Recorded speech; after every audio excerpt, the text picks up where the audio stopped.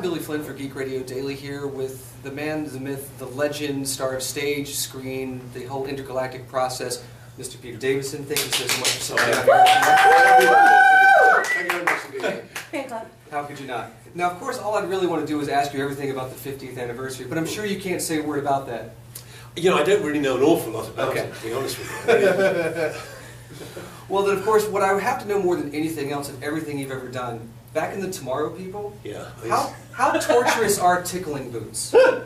You see, this morning I did this TV thing. I mentioned the fact that although it's very nice that Doctor Who is available on video, there are some things you wish had sort of slipped into obscurity, and you've hit on one there, the Tomorrow People. Well, when I made it, I thought, memory. yeah, it would never be seen again, but it's still haunting me to this day.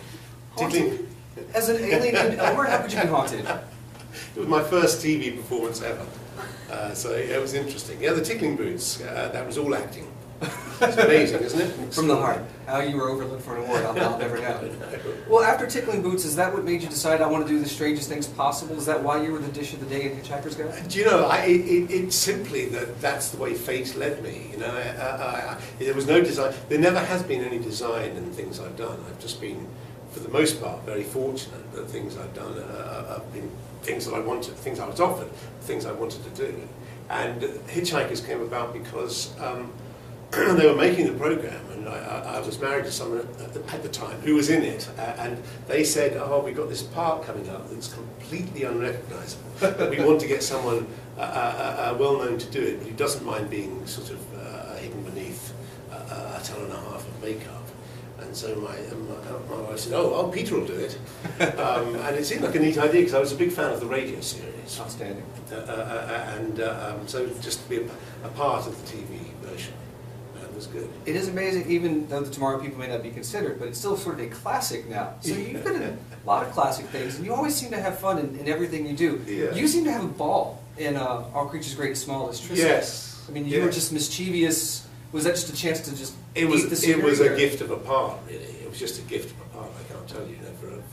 For a sort of, as they would say, breakthrough part, to be given the thing where you just muck around for, you know, a number of years is terrific. I had all the sort of funny bits, really, and, which was great. I barely had to do any work; just had to smoke Woodbine cigarettes. That was the worst thing. You know, they had these cigarettes, right.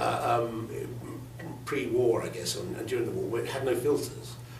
Okay. Have to be a man to smoke and they were really strong cigarettes, Woodbines they were called. And when people used to smoke them when I was growing up, I remember, and they would do this. And I didn't realise quite what they were doing, but what they're doing is they inhale and they get a mouthful of bits of tobacco because there are no filters on, so they spend the whole time going. Nice. Okay. And that's what I ended up doing in the thing. If you look very closely at those old episodes of All Creatures, I never inhaled, because if you inhale, you just start coughing. Makes it tough to give the lines. Yeah. So most of the scenes start with me going, I get a mouthful of smoke going, so the scene would start, I go, action, I go, that would be all that you saw. Well, you've done quite a bit of comedy. I mean, you got to be in The Last Detective, which was a fun, again, sort of off the wall part. Are you just naturally off the wall? I like the idea of being slightly off the wall. Okay. Yeah, I'm full of admiration for people who are truly off the wall.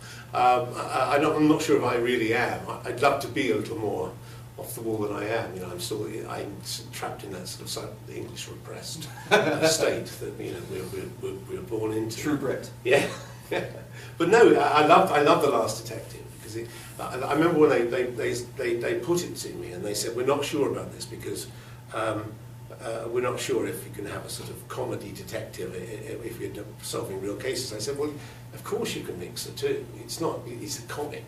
It's just slightly lighter than most detective sort of stories, and I think it worked perfectly well. It was quite a fine time. Mm-hmm. So of course Doctor Who, we have to talk about that, but who was your doctor? Well, the first two doctors, really.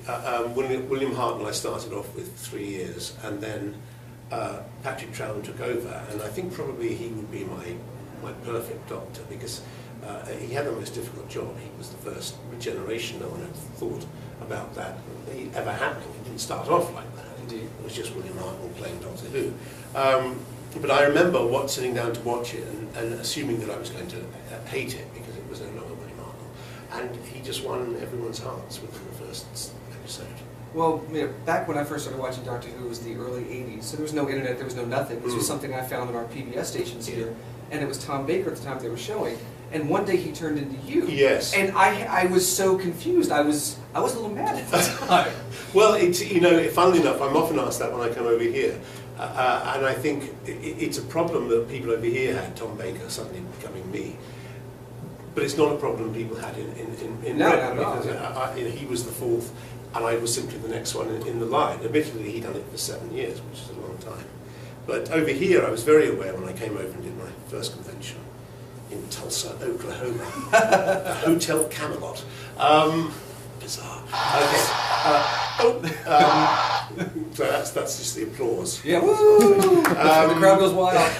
And I was aware that they'd only ever seen Tom Baker, and that I was so half the questions I was asked at that convention were actually about All Creatures Great and Small. Okay. Or, apart from a couple, which were about stories that Patrick Troughton had done, and John Hervey. Well, you're the same guy. I thought, yes, exactly. And I thought, okay, they really believe I am the same person as Patrick Troughton. Well, was that a lot of difficulty for you at the time? You were the youngest Doctor, Yeah. so it was sort of different. And they sort of changed the character up. They took away the sonic screwdriver. Yeah. You had to be just more about your brains. Yeah. Was that a problem for you, or was it a way to make it your own? No, you have to look at the old Doctors, and I wonder when I looked at tapes of John Pertwee and Tom Baker, who I'd seen least of all, and you just pick up little bits, and it was so ingrained in me, the idea of Doctor Who. You just have to make your own Doctor, and admittedly I thought I was too young when I did it. Oddly now, in the presence of the new Doctors, I don't seem young at all. I just seem like the first of the new breed, actually. But at the time, I did feel that I was a much younger Doctor, and I just thought I could run quicker. You had the shoes for it. Yeah, exactly. I could run faster, and I could change direction more quickly than the previous Doctors, and that was really what I based my character on. Pretty feeble, isn't it? Okay. Works for most people. My wife would never forgive me if I didn't ask you if there was ever a time in which you decided to eat the celery. I did eat the celery.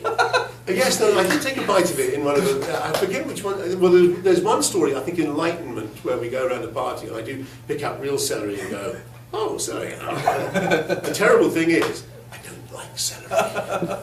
Can't bear celery. So at the end of the take, I go, woodbines. Anyway, and I think in the last story, I ate the celery because, in fact, when they told me that I was going to have a stick of celery in my lapel, I said, I don't mind that, as long as you explain why the heck I've got this celery in my lapel. And we got to my very last story, and I pointed out to the producer that they had not yet explained why I had celery on my lapel. So they put something in case of Androzani where it's I'm allergic to the gas.